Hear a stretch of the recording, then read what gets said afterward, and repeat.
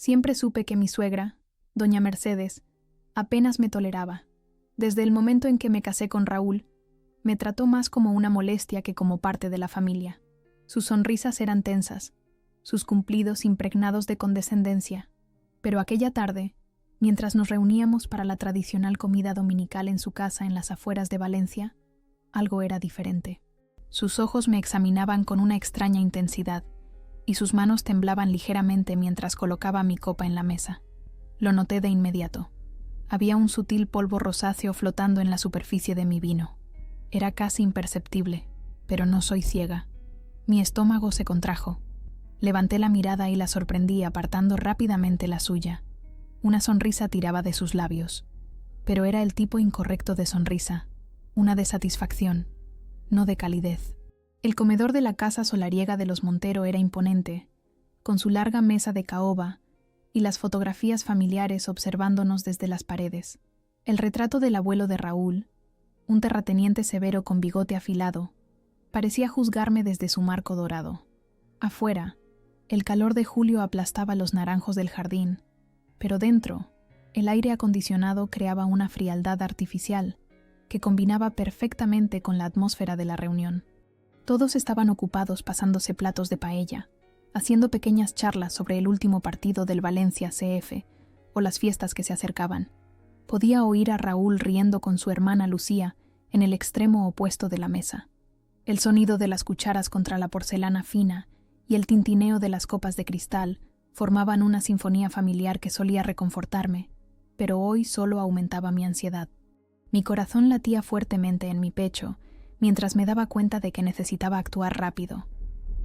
Sin llamar la atención, alcancé mi copa y, con un movimiento practicado, la intercambié con la que estaba frente a su marido, don Ernesto. Él estaba distraído, untando alioli en su pan. Mi mano tembló ligeramente, pero nadie pareció notarlo. ¿No tienes hambre, Carmela?, preguntó Mercedes con una voz melosa que contrastaba con la dureza de sus ojos. La paella la he preparado especialmente para ti, con ese marisco que tanto te gusta. Está deliciosa, respondí con una sonrisa tan falsa como la suya. Solo estoy saboreándola lentamente. Desde que me había casado con Raúl hace 3 años, las comidas dominicales se habían convertido en un campo de batalla silencioso. Mercedes nunca había aceptado que su hijo, heredero de las fincas de Naranjos Montero, se hubiera casado con una simple maestra de escuela de un pueblo costero. Yo no tenía apellidos importantes ni conexiones familiares.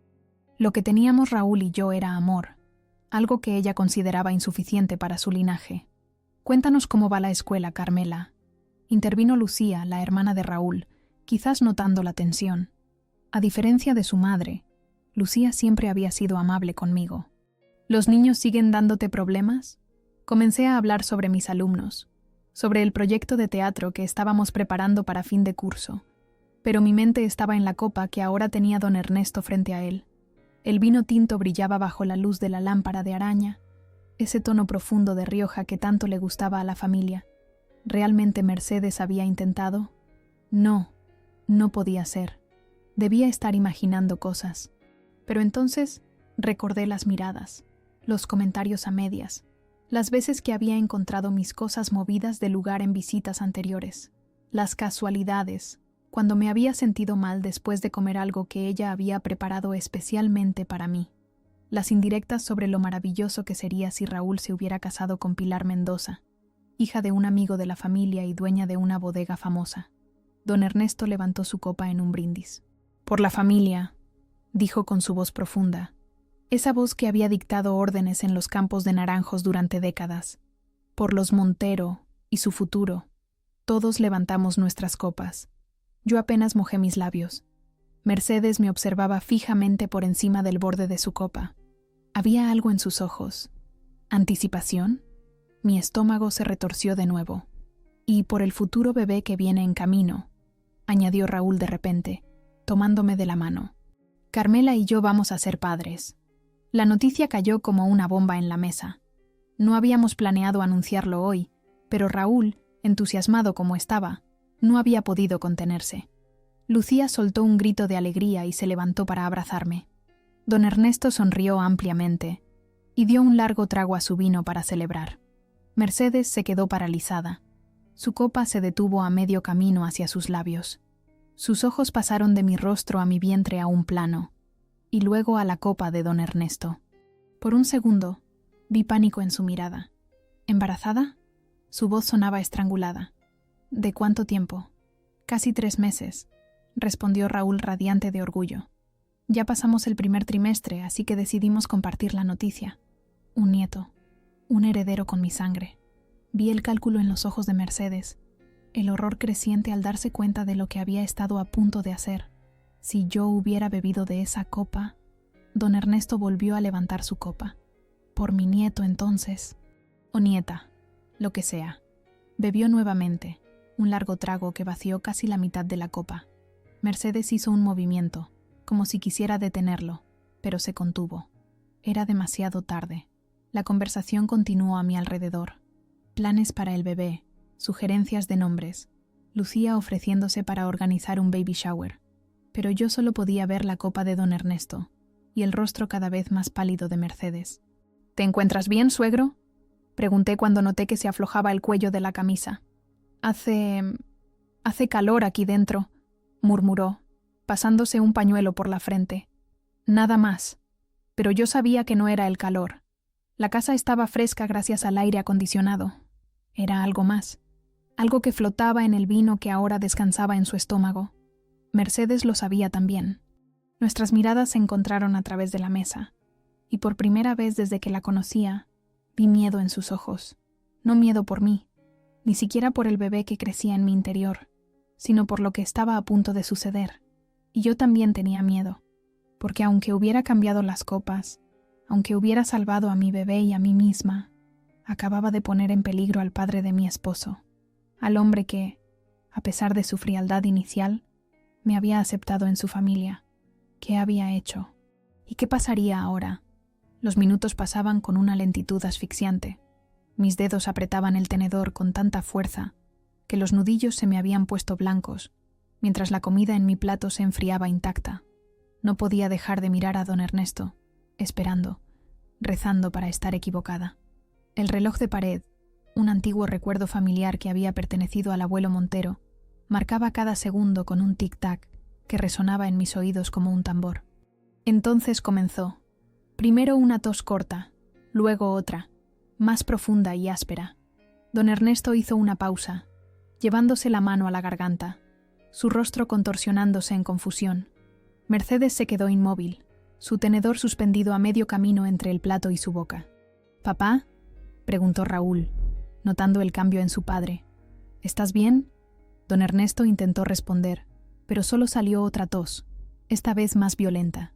Su rostro, normalmente bronceado por los días supervisando los campos de naranjos, comenzaba a adquirir un tono rojizo alarmante. Apretó el nudo de su corbata como si le estuviera ahogando. «Solo necesito agua», logró decir entre toses.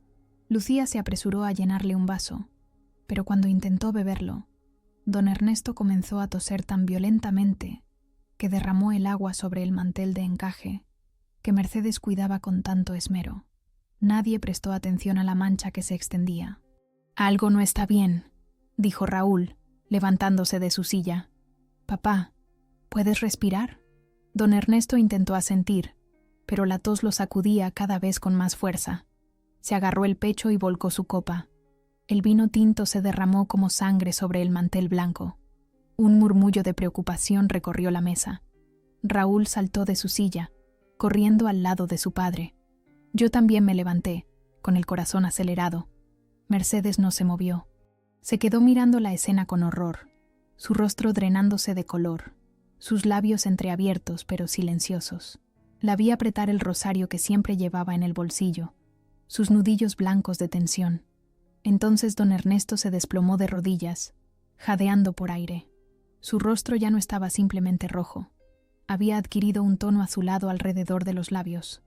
La habitación estalló en caos. Raúl gritó para que alguien llamara a una ambulancia. Lucía ya estaba con el teléfono en la mano, dando nuestra dirección entre sollozos. «¿Qué le pasa?», gritó, mirándome. Como maestra, yo había tomado cursos de primeros auxilios, pero esto estaba más allá de mis conocimientos. Parece una reacción alérgica severa, dije, tratando de mantener la calma. ¿Es alérgico a algo? ¿Mariscos? ¿Frutos secos? No, nunca ha tenido alergias, respondió Raúl, sosteniendo a su padre que ahora se retorcía en el suelo. Finalmente, Mercedes se precipitó hacia adelante, con las manos temblorosas mientras alcanzaba a su marido. Pero vi algo en sus ojos que me heló la sangre. El terror en su mirada no era de dolor o preocupación. Era pánico. Pánico, porque sabía exactamente qué había en esa copa. «Dios mío, Ernesto», murmuraba, arrodillándose junto a él. «Resiste, por favor, resiste». Sus palabras sonaban sinceras, pero sus ojos contaban otra historia. Miraba la copa volcada con un horror que iba más allá de la preocupación por el vino derramado. Era el horror del reconocimiento. Las sirenas sonaron a lo lejos, acercándose rápidamente por la carretera que serpenteaba entre los campos de naranjos. La urbanización donde vivían los Montero estaba a las afueras de Valencia, y me pregunté cuánto tardarían los paramédicos en llegar. Cada segundo parecía una eternidad, mientras don Ernesto luchaba por respirar. «Tal vez deberíamos ponerlo de lado», sugerí, recordando mis cursos de primeros auxilios. «Por si vomita». Raúl asintió y juntos movimos a su padre a la posición de recuperación. Don Ernesto ya apenas respondía, sus ojos desenfocados, su respiración cada vez más laboriosa. «¿Qué comió? ¿Qué bebió?», pregunté, mirando directamente a Mercedes. «Los paramédicos necesitarán saberlo». Mercedes evitó mi mirada. Solo lo mismo que todos. Paella, pan, vino. ¿Estás segura?», insistí. ¿No había nada diferente en su copa, por ejemplo? Sus ojos se encontraron con los míos por un segundo, llenos de miedo y algo más. ¿Odio? ¿Culpa? Fue solo un instante antes de que volviera a centrar su atención en su marido, pero fue suficiente para confirmar mis sospechas. Los paramédicos llegaron con eficiencia profesional, apartándonos para atender a don Ernesto. Les explicamos lo sucedido, o al menos, la versión que conocíamos oficialmente, que había empezado a toser durante la comida y luego había colapsado. «¿Alergias conocidas?», preguntó uno de ellos mientras conectaba a don Ernesto a un monitor portátil. «Ninguna», respondió Raúl, pasándose las manos por el pelo con desesperación. «¿Ha tomado alguna medicación hoy? ¿Algo inusual?» «No, nada», dijo Mercedes rápidamente, demasiado rápidamente. Observé cómo trabajaban los paramédicos, inyectando medicamentos, colocando una máscara de oxígeno. Los números en el monitor no parecían buenos, incluso yo podía darme cuenta de eso. Raúl estaba pálido, sosteniendo la mano de su padre mientras los paramédicos lo transferían a una camilla. «Vamos a llevarlo al Hospital La Fe», dijo uno de los paramédicos. «¿Quién viene con nosotros en la ambulancia?» «Yo iré», dijo Raúl inmediatamente. Luego me miró. «Carmela, ¿vienes?». Miré a Mercedes, que se había quedado extrañamente quieta, como si estuviera en shock, pero yo sabía mejor. No era shock, era cálculo. Estaba procesando lo que acababa de suceder, lo que había hecho. «Tú ve con tu padre», le dije a Raúl. «Yo llevaré a tu madre y a Lucía en el coche. Os seguiremos». Raúl asintió, agradecido, y siguió a los paramédicos que ya llevaban a su padre hacia la ambulancia. En cuanto salió por la puerta, me volví hacia Mercedes. «¿Qué había en esa copa?», pregunté en voz baja, para que Lucía, que estaba recogiendo su bolso y llaves, no pudiera oírnos. Mercedes palideció aún más, si eso era posible. «No sé de qué hablas», susurró. «Creo que sí lo sabes», respondí, manteniendo mi voz firme pero baja. «Y cuando vayamos al hospital, voy a insistir en que analicen el contenido de esa copa». Miré significativamente hacia la mesa, donde la copa volcada de don Ernesto había dejado una mancha oscura en el mantel. Algo del líquido aún brillaba en el fondo del cristal. «Fue un accidente», murmuró Mercedes, su voz apenas audible. «Un terrible accidente». No respondí. No era el momento ni el lugar para esta confrontación. Don Ernesto estaba luchando por su vida, y Raúl necesitaba nuestro apoyo. Pero las palabras de Mercedes confirmaron mis sospechas de una manera que me heló la sangre. No había sido un accidente, había sido deliberado, y la copa nunca estuvo destinada a su marido. «¡Vamos!», dije en voz alta tomando mi bolso. Lucía, ¿conduces tú o lo hago yo? Mejor conduce tú, respondió Lucía secándose las lágrimas. Estoy demasiado nerviosa. En el coche, Mercedes se sentó en silencio en el asiento trasero, aferrada a su rosario. Lucía iba a mi lado, llamando a otros familiares para informarles de lo sucedido. Yo conducía mecánicamente, siguiendo las luces de la ambulancia que se alejaban a toda velocidad por la carretera comarcal. Mi mente era un torbellino. ¿Qué había puesto Mercedes en esa copa? ¿Realmente había intentado envenenarme a mí, a la madre de su futuro nieto? ¿O había sido algo menos siniestro? ¿Algún tipo de remedio casero para hacerme sentir mal? ¿Para demostrar de alguna manera que no era lo suficientemente fuerte para formar parte de la familia Montero? Cualquiera que fuese la verdad, sabía que nuestra relación había cambiado irrevocablemente. El intercambio de copas había alterado el curso de nuestras vidas de maneras que apenas podía imaginar. Y mientras seguíamos a la ambulancia hacia el hospital, una certeza cristalizó en mi mente. Tenía que protegerme a mí misma y a mi bebé. Ya no podía confiar en la mujer sentada detrás de mí, murmurando oraciones que sonaban huecas incluso para mis oídos no creyentes. El Hospital La Fe apareció ante nosotros, un edificio moderno de cristal y acero que brillaba bajo el sol de la tarde. La ambulancia se detuvo en urgencias, y vi a Raúl bajarse rápidamente, siguiendo la camilla que llevaba a su padre al interior. Aparqué el coche, y las tres corrimos hacia la entrada. La vida que conocía había cambiado para siempre en el espacio de una comida, y mientras entrábamos en el hospital, sentí que estaba cruzando un umbral hacia un futuro incierto y peligroso.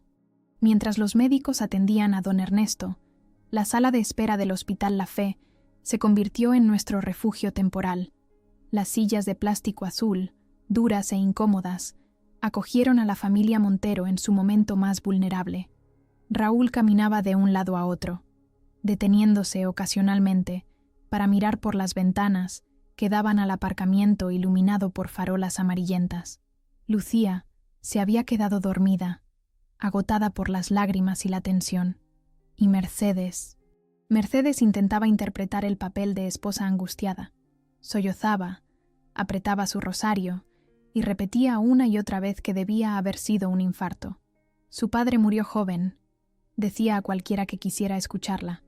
Los hombres Montero tienen el corazón débil, pero su actuación era poco convincente. Noté cómo evitaba mirarme, cómo no preguntó ni una sola vez qué podría haber causado el colapso repentino.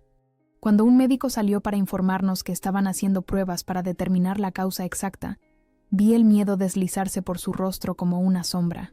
Raúl y Lucía estaban demasiado preocupados para darse cuenta, pero yo observaba.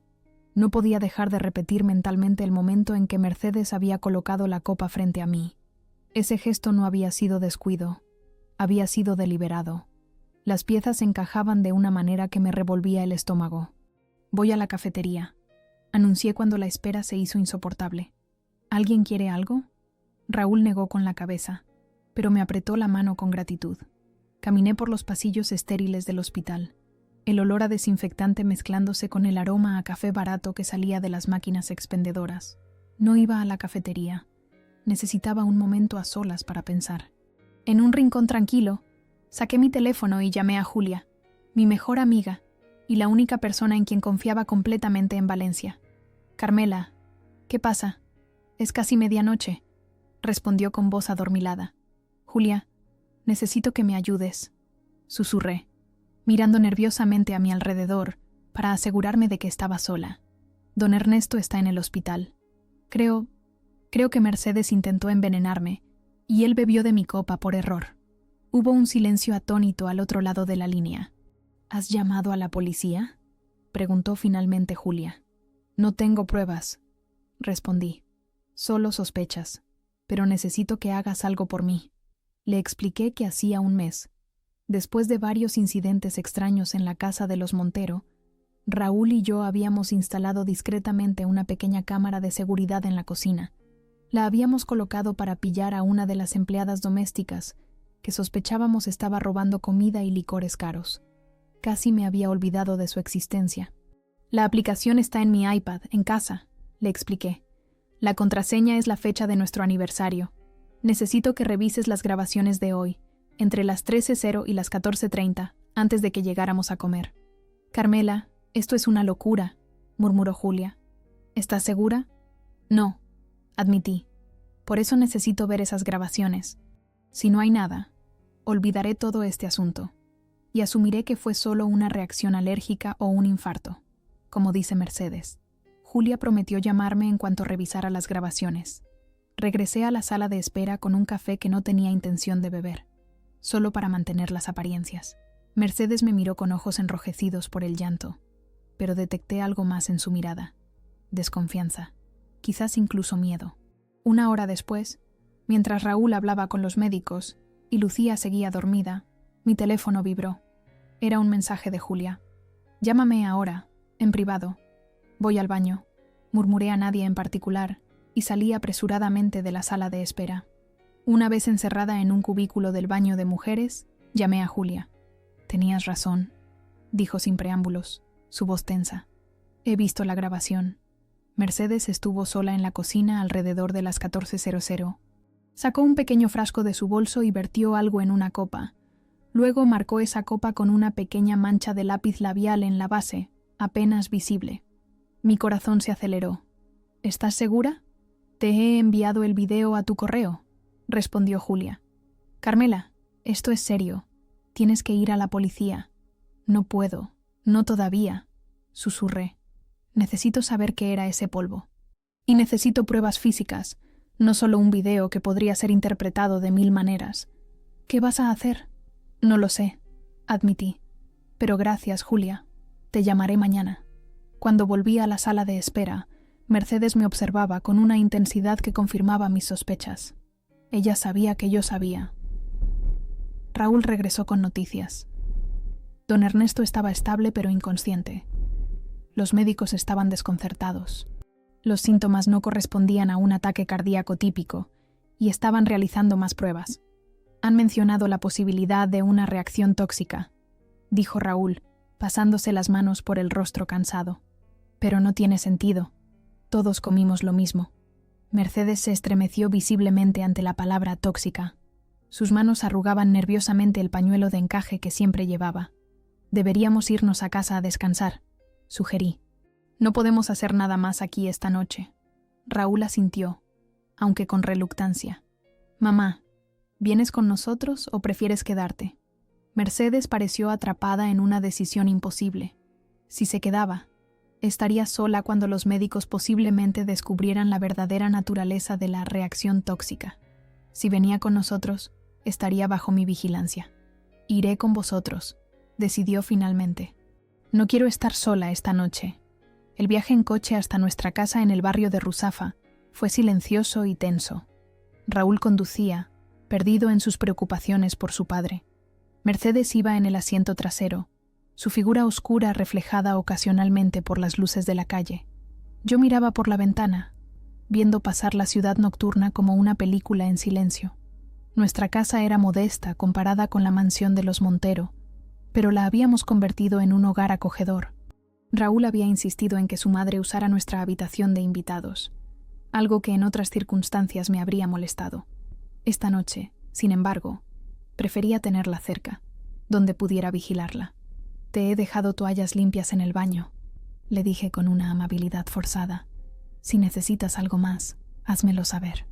Mercedes asintió, evitando mi mirada. «Gracias, Carmela. Eres muy considerada. Esa noche no pude dormir». A mi lado, Raúl cayó en un sueño inquieto, murmurando ocasionalmente el nombre de su padre. Yo permanecí despierta, mirando al techo, repasando una y otra vez los acontecimientos del día. Cuando el reloj marcó las 3 de la madrugada, me levanté silenciosamente y tomé mi teléfono. En la penumbra de nuestro pequeño balcón, con las luces de Valencia parpadeando a lo lejos, abrí el correo electrónico que Julia me había enviado. El video era de baja resolución, típico de una cámara de seguridad barata, pero lo que mostraba era inequívoco.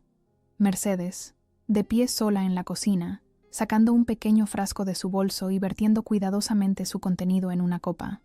Luego, mirando nerviosamente a su alrededor, marcando la base de la copa con lo que parecía ser su lápiz labial. Un escalofrío me recorrió la espalda. No era paranoia. No estaba imaginando cosas. Mi suegra realmente había intentado envenenarme. La pregunta era, ¿por qué? ¿Era solo por despecho? ¿Porque nunca me había considerado digna de su hijo? ¿O había algo más siniestro en juego? Con el embarazo, yo me había convertido en la madre del futuro heredero Montero. Quizás eso había sido la gota que colmó el vaso para Mercedes. Volví a la cama, pero seguí sin poder dormir. Mi mente daba vueltas, tratando de decidir qué hacer. ¿Debería mostrarle el video a Raúl? ¿Ir directamente a la policía? ¿Confrontar a Mercedes? Cada opción tenía consecuencias que podrían destrozar a la familia que ahora era la mía. A la mañana siguiente, después de un desayuno tenso durante el cual Mercedes apenas tocó su tostada, Raúl anunció que volvería al hospital. ¿Vienes, mamá?, preguntó, buscando sus llaves. Mercedes dudó, mirándome de reojo. Creo que me quedaré a descansar un poco más, respondió. Estoy agotada. Yo iré contigo, le dije a Raúl, decidida a no dejar a Mercedes sola en nuestra casa. No, Carmela, intervino rápidamente Mercedes. En tu estado deberías descansar. Yo cuidaré de la casa mientras no estáis. La idea de dejarla sola en nuestro hogar me ponía los pelos de punta, pero Raúl asintió, agradecido por la preocupación de su madre hacia mí. Tienes razón, cariño, dijo, besándome la frente. Descansa. Te llamaré si hay novedades. Fingí ceder, pero en cuanto Raúl se fue, tomé una decisión. No podía quedarme a solas con Mercedes, no cuando sabía lo que había hecho. Necesitaba pruebas físicas, y sabía exactamente dónde conseguirlas. Voy a darme una ducha, anuncié, dirigiéndome al baño. En lugar de ducharme, me vestí silenciosamente y salí por la ventana del baño que daba al patio trasero, una hazaña no del todo cómoda con 3 meses de embarazo. Una vez fuera, llamé a un taxi. A la casa de los Montero, en la urbanización Naranjos Dorados, indiqué al conductor. Tenía una llave, por supuesto. Raúl había insistido en que la tuviera para emergencias. Esta, decidí, calificaba definitivamente como una emergencia. La casa estaba en silencio cuando entré. Los restos de la comida del día anterior seguían en la mesa del comedor, un testimonio congelado del momento en que todo cambió. Y allí, entre platos sucios y servilletas arrugadas, estaba la copa volcada de don Ernesto. Con manos temblorosas, la envolví cuidadosamente en un pañuelo y la guardé en mi bolso. Si había rastros del polvo en ella, un laboratorio podría identificarlo. Era la prueba que necesitaba. Cuando salía de la casa, mi teléfono sonó. Era Raúl. Carmela, ¿dónde estás? Acabo de llamar a casa y mamá dice que no estás allí. Mi corazón dio un vuelco. Salí a dar un paseo. Improvisé. Necesitaba aire fresco. ¿Cómo está tu padre? Estable, pero sigue inconsciente, respondió. Los médicos han encontrado algo extraño en sus análisis de sangre. Hablan de algún tipo de toxina, pero no pueden identificarla todavía. Qué extraño, murmuré, apretando el bolso contra mi pecho. Voy para allá. No, quédate en casa y descansa, insistió Raúl. Yo volveré pronto. Accedí, pero no tenía intención de volver a casa. No mientras Mercedes estuviera allí. En cambio, tomé otro taxi hacia el centro de Valencia. Tenía una copa que analizar y una suegra a la que enfrentar. Pero primero, necesitaba saber exactamente con qué estaba lidiando. No podía dormir. Pasé toda la noche viendo ese video una y otra vez, mi respiración entrecortada, mi mente acelerada. Necesitaba saber qué había en ese polvo rosáceo. A la mañana siguiente, mientras Raúl seguía en el hospital junto a su padre, y después de asegurarme de que Mercedes estaba ocupada hablando por teléfono con familiares, salí discretamente de casa con la copa envuelta cuidadosamente en mi bolso. Valencia despertaba bajo un sol ya intenso a las 9 de la mañana. Las calles comenzaban a llenarse de gente camino al trabajo, las terrazas preparándose para recibir a los primeros clientes, el olor a café y pan recién hecho escapándose de las cafeterías. En circunstancias normales, me habría detenido en la panadería de Doña Consuelo para comprar un croissant de chocolate, pero hoy mi misión era demasiado urgente para distracciones. Tras una rápida búsqueda en Internet, había encontrado un laboratorio privado en la zona de Ciudad de las Artes y las Ciencias, que aceptaba análisis sin cita previa. Era caro, muy caro para mi sueldo de maestra, pero afortunadamente tenía algunos ahorros que había estado guardando para el bebé. Este era un gasto que no podía evitar. Quiero analizar el residuo que hay en esta copa, le expliqué a la recepcionista, una mujer joven con gafas de montura gruesa y bata blanca impecable. Necesito saber exactamente qué contiene. La mujer me miró con curiosidad. No debía ser habitual que alguien llegara con una copa de vino a las 9 de la mañana, pidiendo un análisis toxicológico. ¿Puedo preguntar el motivo?, inquirió profesionalmente. Había preparado mi historia. Es para un proyecto escolar. Mentí con fluidez. Soy profesora de ciencias, y estamos estudiando cómo ciertos compuestos químicos pueden alterar las propiedades de las bebidas. Es un experimento controlado, por supuesto. La mujer no pareció muy convencida, pero tomó la copa y rellenó un formulario. Los resultados estarán listos en 48 horas, me informó. Necesito saberlo hoy, insistí, sacando más billetes de mi cartera. Es urgente para la clase de mañana. Después de un momento de duda y una mirada a los billetes adicionales, la recepcionista asintió. Haré lo que pueda. Déjeme su número y la llamaremos en cuanto tengamos algo. Salí del laboratorio sintiéndome simultáneamente aliviada y aterrorizada. Por un lado, pronto sabría la verdad. Por otro, temía lo que esa verdad pudiera revelar. Decidí no volver a casa inmediatamente. No quería enfrentarme a Mercedes sin estar armada con la información completa. En su lugar, me dirigí a una pequeña cafetería cerca del Jardín del Turia, ese hermoso parque que serpentea por la ciudad como un río verde. Pedí un té de manzanilla. El café ya no me sentaba bien debido al embarazo, y me senté en una mesa apartada con mi ordenador portátil. Mientras esperaba la llamada del laboratorio, comencé a investigar por mi cuenta. Busqué información sobre venenos y sustancias tóxicas que pudieran causar los síntomas que había presentado don Ernesto. Dificultad respiratoria, convulsiones, pérdida de conciencia. Los resultados eran alarmantes, desde pesticidas agrícolas hasta compuestos farmacéuticos manipulados. Había docenas de sustancias que podrían provocar reacciones similares. Mi teléfono sonó poco después de mediodía. Era el laboratorio. Señora Vega, tenemos los resultados preliminares del análisis, dijo una voz masculina y profesional. ¿Podría venir al laboratorio? Preferiríamos discutir esto en persona. El tono serio del hombre hizo que mi corazón se acelerara. ¿Puede adelantarme algo por teléfono? Hubo una pausa. Hemos encontrado rastros de un compuesto que, es bastante inusual y potencialmente muy peligroso. No es algo que esperaríamos encontrar en una bebida normal. ¿Qué tipo de compuesto?, insistí, bajando la voz aunque la cafetería estaba casi vacía. Es un derivado sintético de la aconitina, mezclado con algunas otras sustancias, explicó el hombre, claramente incómodo con dar esa información por teléfono. Es extremadamente tóxico, especialmente cuando se mezcla con alcohol. Puede causar parálisis respiratoria y fallo cardíaco en cuestión de minutos. Honestamente, señora, esto no parece parte de ningún experimento escolar. Mi mano tembló tanto que casi dejé caer el teléfono. La aconitina era un veneno conocido, derivado de una planta llamada acónito o matalobos. Recordaba haberlo estudiado brevemente en mis clases de ciencias naturales. Estaré allí en media hora, respondí con voz ahogada. Al colgar, me quedé inmóvil, procesando lo que acababa de descubrir. No era una broma pesada. No era un remedio casero para darme un susto o causarme una leve indisposición.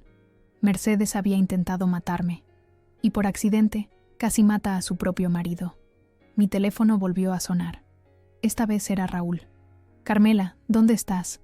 Llevo toda la mañana intentando localizarte.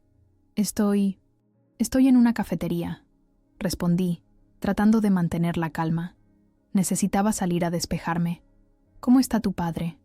Ha despertado, dijo Raúl, su voz mezclando alivio y preocupación. Los médicos han encontrado algo extraño en su sangre. Dicen que podría haber sido envenenado. Me quedé en silencio, sin saber qué responder. ¿Carmela? ¿Sigues ahí? Sí, lo siento, murmuré. Es horrible. ¿Envenenado? ¿Cómo? No lo saben con certeza. Han mencionado algo sobre una toxina vegetal poco común. Han contactado con la policía. Mi corazón dio un vuelco. ¿La policía? Sí, aparentemente es protocolo cuando hay sospecha de envenenamiento, explicó Raúl. Un inspector vendrá esta tarde a hablar con nosotros. ¿Puedes venir al hospital? Miré el reloj. Tenía que recoger los resultados completos del laboratorio, pero también necesitaba estar en el hospital antes de que Mercedes tuviera oportunidad de construir una narrativa que me perjudicara. Estaré allí en 1 hora, prometí. Después de colgar, me apresuré al laboratorio. El técnico que me recibió esta vez era un hombre de mediana edad con expresión grave. Señora Vega, los resultados son bastante preocupantes, dijo sin preámbulos, entregándome un sobre. Hemos encontrado una concentración significativa de derivados de aconitina, junto con algunas sustancias que parecen diseñadas para enmascarar su sabor amargo. Es un compuesto extremadamente peligroso, usado a veces en ciertas medicinas tradicionales, pero en dosis infinitesimales. La cantidad que hemos encontrado en su copa podría ser letal. Tomé el sobre con manos temblorosas. ¿De dónde podría haber salido algo así? El técnico se ajustó las gafas, incómodo. Algunos herbolarios tradicionales aún trabajan con plantas como el acónito, aunque está estrictamente regulado. También podría obtenerse a través de ciertos canales en Internet, si uno sabe dónde buscar. Hizo una pausa. Señora Vega, debo preguntarle, ¿debería informar a las autoridades sobre esto? Mi mente trabajaba a toda velocidad. La policía ya estaba involucrada debido al informe del hospital. Si este laboratorio también presentaba un informe, las sospechas podrían recaer sobre mí, especialmente porque yo había traído la copa. No será necesario, respondí, tratando de sonar segura. Voy de camino al Hospital La Fe ahora mismo. Mi suegro está ingresado allí con síntomas de envenenamiento y la policía ya está investigando. Les entregaré personalmente estos resultados. El técnico pareció aliviado de poder transferir esa responsabilidad. Me despedí y salí apresuradamente, guardando el sobre en mi bolso como si fuera una bomba a punto de estallar. En el taxi hacia el hospital, releí el informe detallado. La mezcla era sofisticada. Además de la aconitina, contenía otros compuestos para disimular su presencia y maximizar su efecto con el alcohol. No era algo que se pudiera preparar casualmente. Mercedes había planeado esto meticulosamente, pero había algo que no encajaba. Mi suegra era una mujer tradicional, educada en un convento, que apenas sabía usar un teléfono móvil. ¿Cómo había conseguido acceso a un veneno tan específico y sofisticado? ¿Y cómo había sabido mezclarlo de esa manera tan técnica? Cuando llegué al hospital, encontré a Raúl y a Lucía en la habitación de don Ernesto. Mercedes no estaba allí. Ha ido a la capilla a rezar, explicó Lucía cuando pregunté por ella. Don Ernesto estaba despierto pero débil, conectado a varios monitores y con una vía intravenosa en el brazo. Su rostro, normalmente bronceado y vigoroso, tenía un tono ceniciento que me asustó. «Carmela», me saludó con voz rasposa. «Qué bueno verte». «¿Cómo se encuentra don Ernesto?», pregunté, acercándome a la cama, como si me hubiera pateado un toro. Intentó bromear, pero el esfuerzo le provocó un ataque de tos. Los médicos dicen que he tenido suerte. Un poco más de lo que sea que me afectó, y no estaría aquí para contarlo. Miré a Raúl, que tenía profundas ojeras y una expresión devastada. «El inspector de policía llegará en cualquier momento», dijo en voz baja. «Quieren interrogarnos a todos sobre lo que comimos y bebimos». Mi mano apretó inconscientemente el bolso donde llevaba el informe del laboratorio y el teléfono con el video de Mercedes.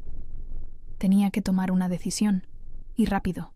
El inspector Ferrer resultó ser un hombre de mediana edad, con ojos astutos y un bigote perfectamente recortado que le daba un aire de otra época.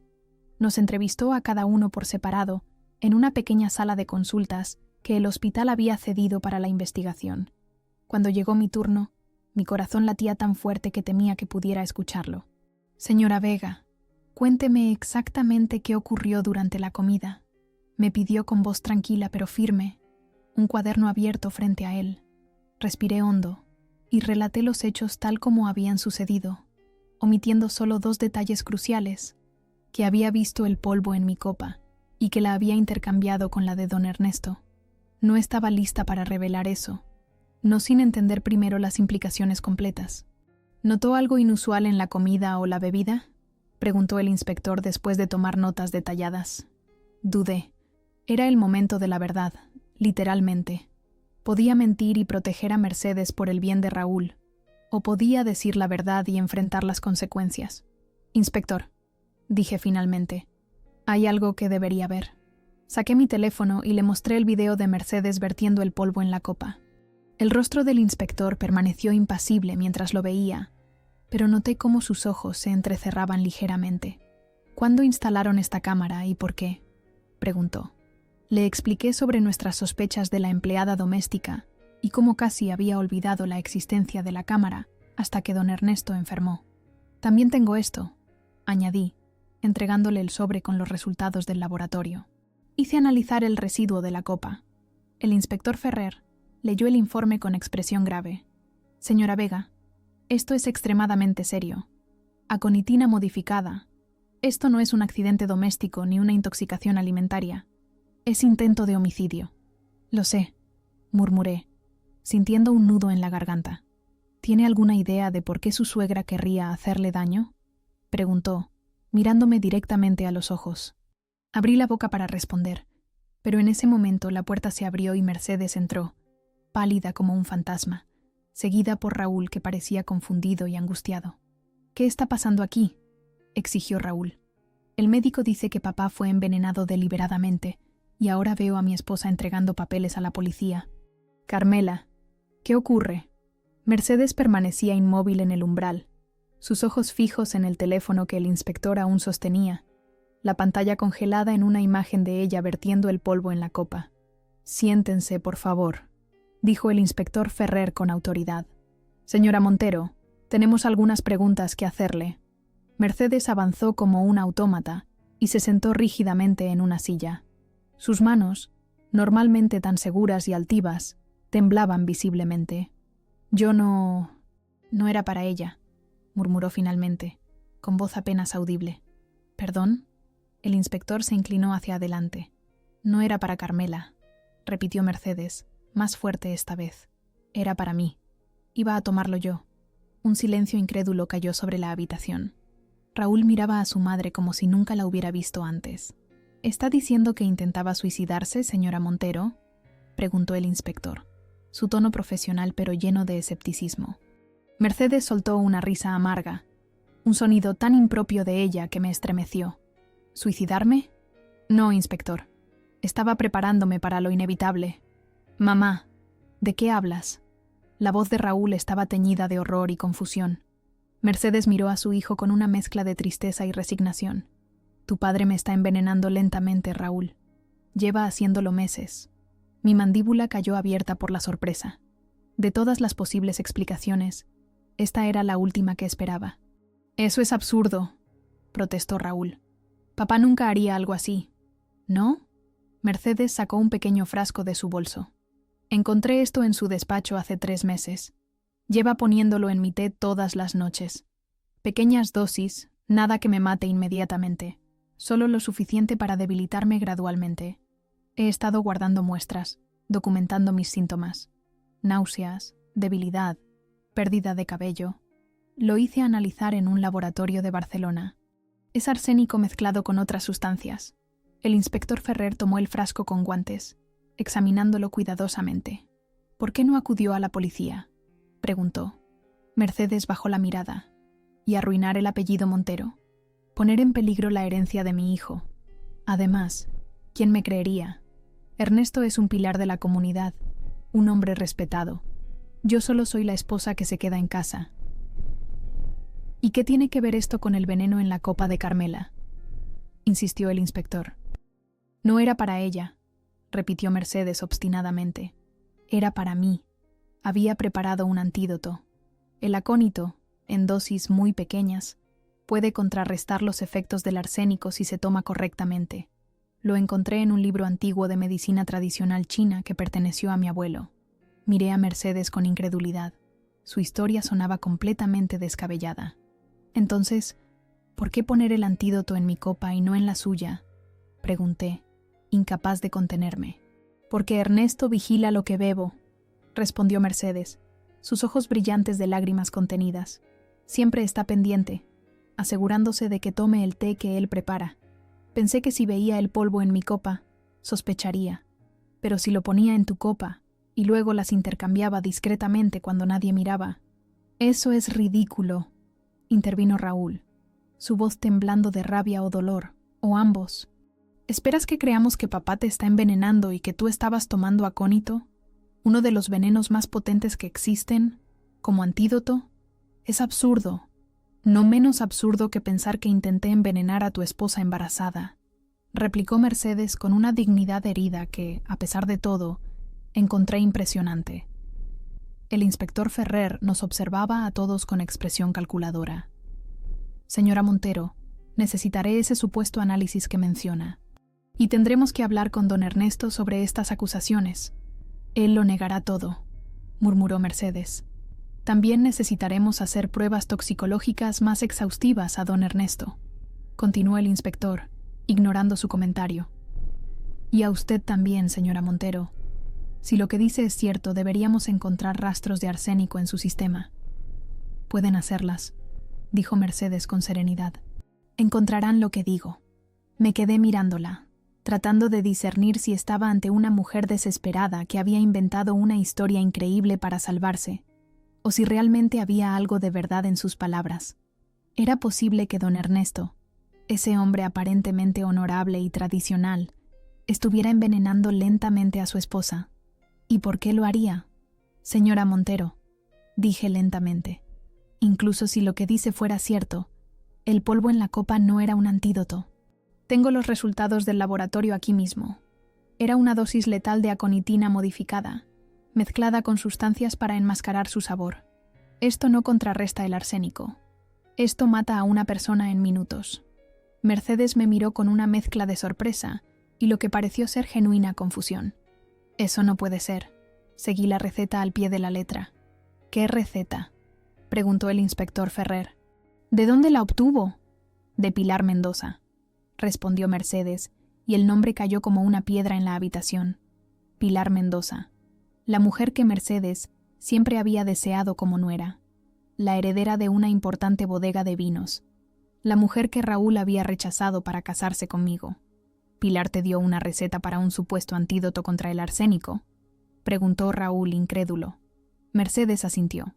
«Ella estudió farmacia, ¿recuerdas? Cuando le conté mis sospechas, me ofreció su ayuda. Dijo que conocía remedios tradicionales que no dejarían rastro, que podrían contrarrestar el veneno sin que Ernesto lo supiera.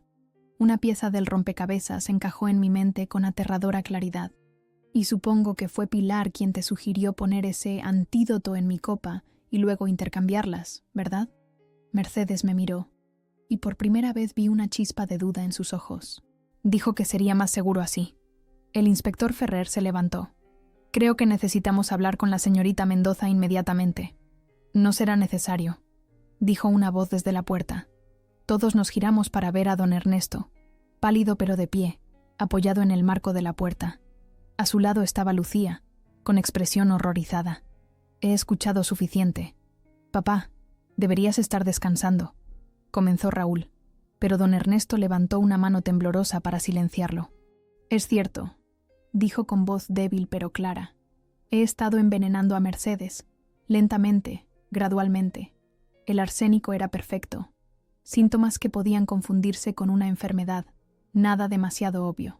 Mercedes jadeó, más sorprendida por su confesión que por la confirmación de sus sospechas.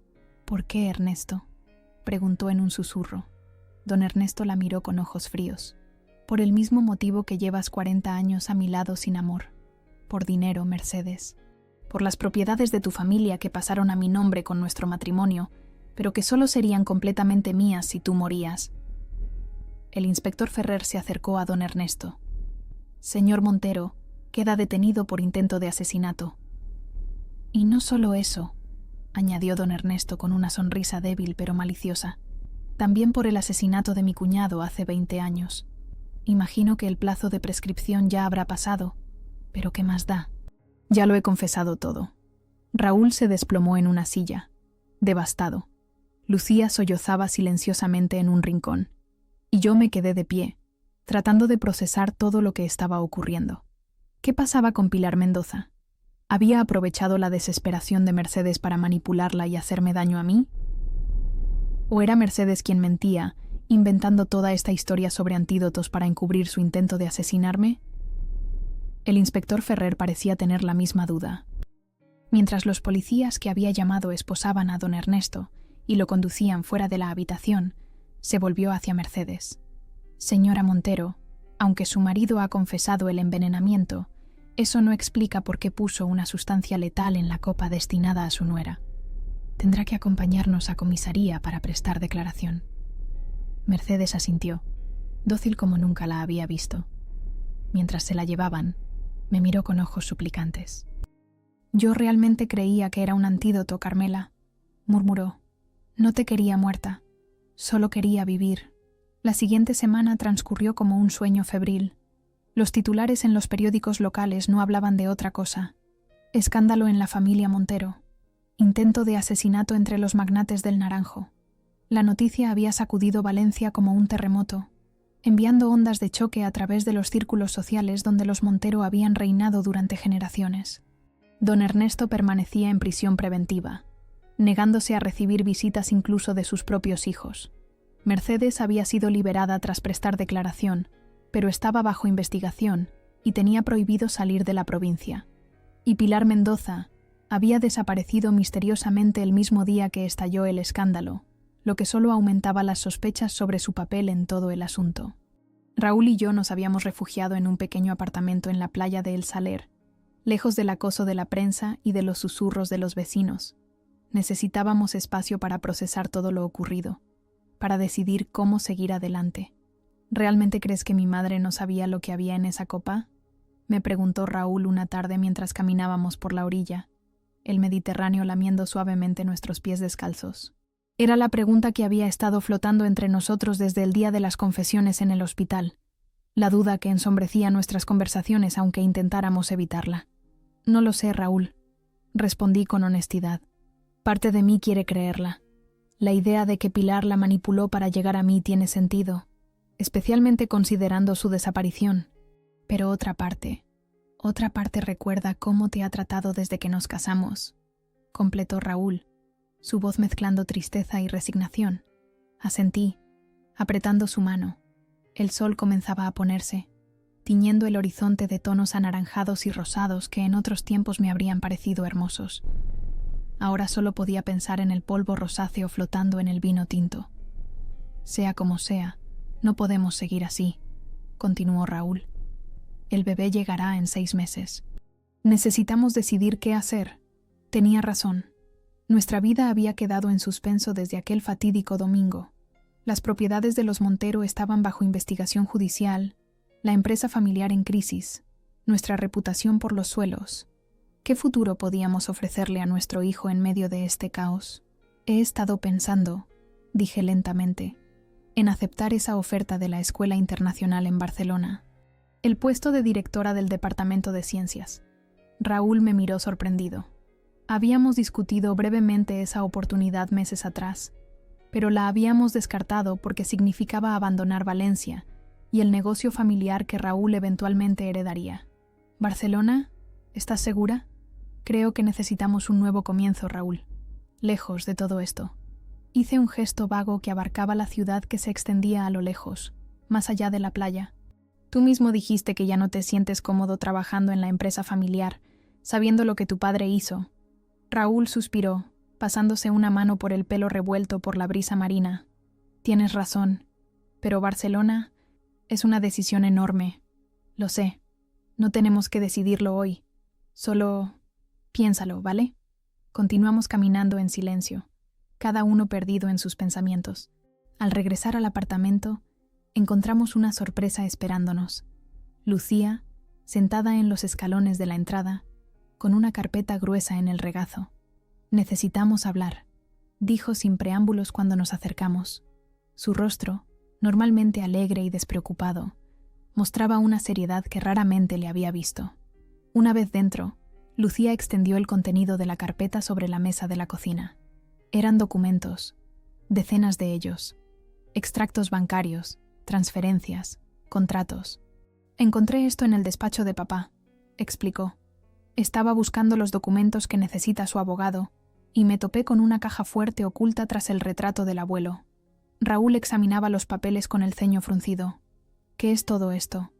La prueba de que papá no solo planeaba matar a mamá, respondió Lucía, su voz temblando ligeramente. También pensaba deshacerse de nosotros eventualmente. Sentí un escalofrío recorrer mi espalda. ¿Qué quieres decir? Lucía señaló varios documentos. Hace 3 años, papá creó una segunda empresa en Panamá. Ha estado desviando fondos de la empresa familiar, vaciándola poco a poco. También contrató un seguro de vida a tu nombre, Raúl, por una cantidad obscena. Y hay correspondencia con un hombre en Sudamérica que se detuvo, tragando saliva, que se dedica a hacer desaparecer personas por el precio adecuado. Raúl se dejó caer en una silla, aturdido. Esto no puede ser cierto. Papá no es quien creíamos que era, cortó Lucía. El hombre que conocimos, que nos crió, era una fachada. Debajo estaba esto. Golpeó los papeles con la palma de la mano. Me senté junto a Raúl, tratando de asimilar esta nueva revelación. El alcance de la maldad de don Ernesto parecía no tener límites. ¿Y mamá? Pregunté finalmente. ¿Sabía algo de esto? Lucía negó con la cabeza. No creo. Encontré su diario. Llevaba meses sospechando que papá la envenenaba, pero no tenía idea de todo lo demás. Estaba asustada, desesperada, lo suficientemente desesperada como para recurrir a Pilar, murmuró Raúl. Sobre eso, Lucía sacó un pequeño sobre del bolsillo de su chaqueta. También encontré esto. Es un análisis del antídoto que Pilar le dio a mamá.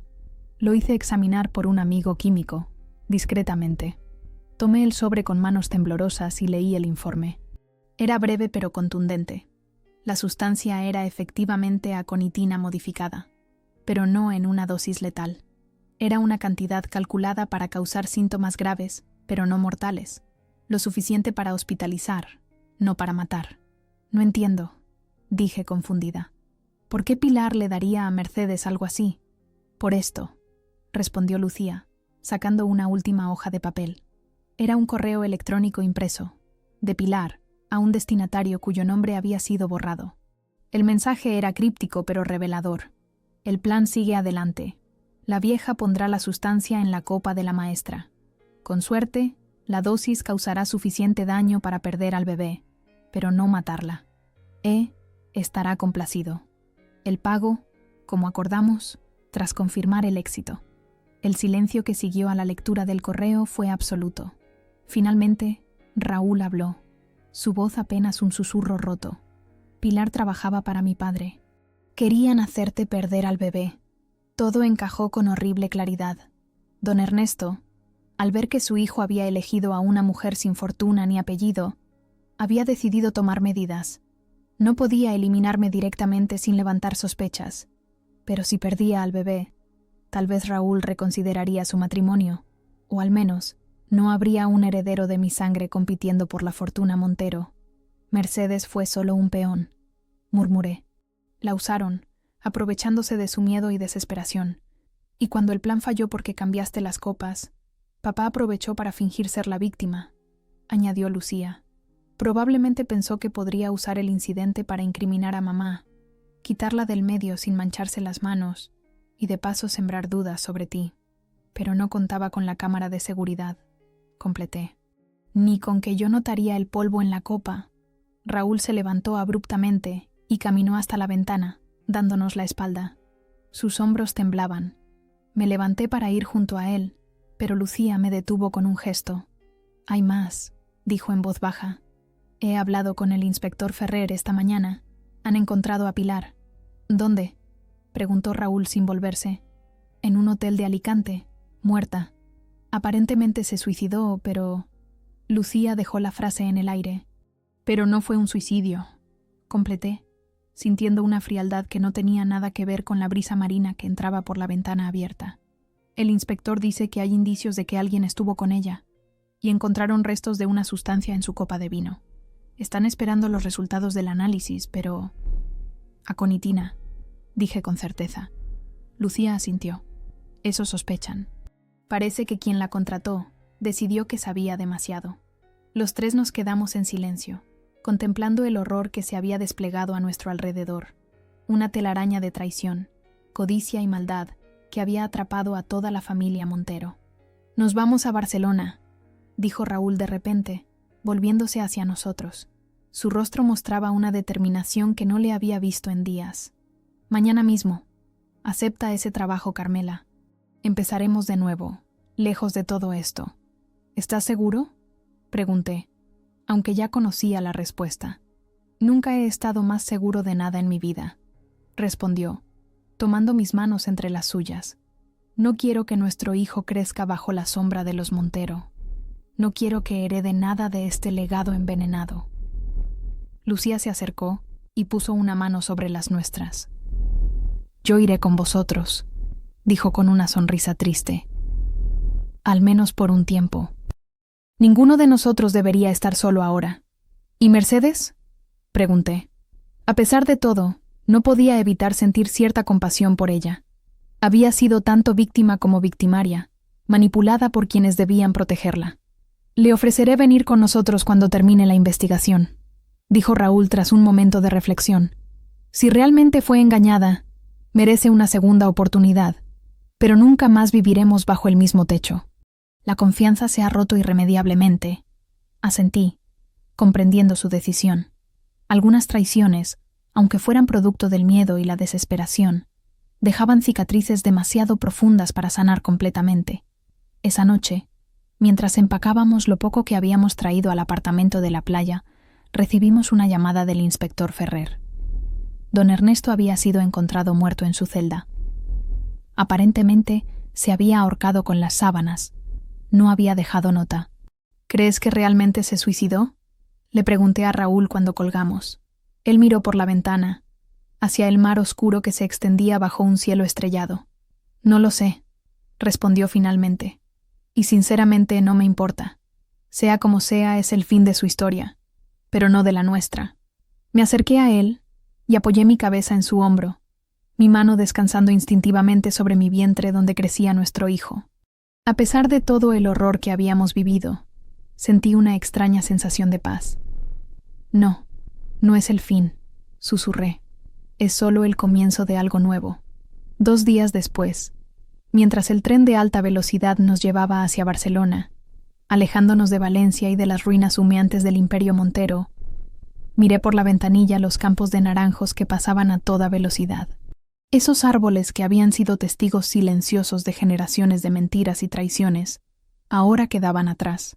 En mi bolso llevaba una copa cuidadosamente envuelta, la misma que había contenido el veneno destinado a mí.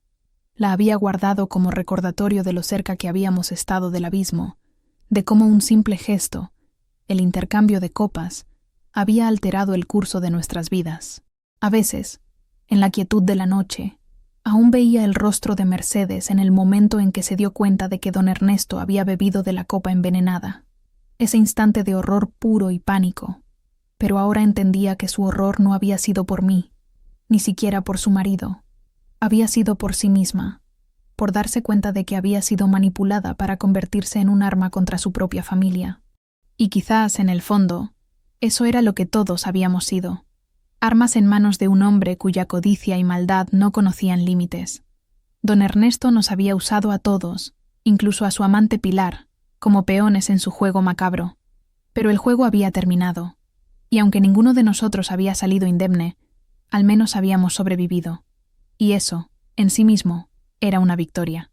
Raúl dormitaba a mi lado, su rostro por fin en paz después de semanas de tormento. Lucía leía tranquilamente en el asiento frente a nosotros, y yo miraba al futuro, a la nueva vida que nos esperaba en Barcelona, lejos de las sombras del pasado. En mi vientre, nuestro hijo se movió por primera vez, un pequeño aleteo que me hizo sonreír a pesar de todo. Algunas batallas se libraban con venenos y traiciones, en la oscuridad de mansiones opulentas, pero las más importantes se ganaban en silencio, con pequeños gestos de amor y valentía. Y yo había aprendido que, a veces, la mejor defensa contra el veneno no era otro veneno, sino la claridad de la verdad y la fuerza del amor. Esas eran las armas que llevaríamos con nosotros hacia nuestro nuevo comienzo.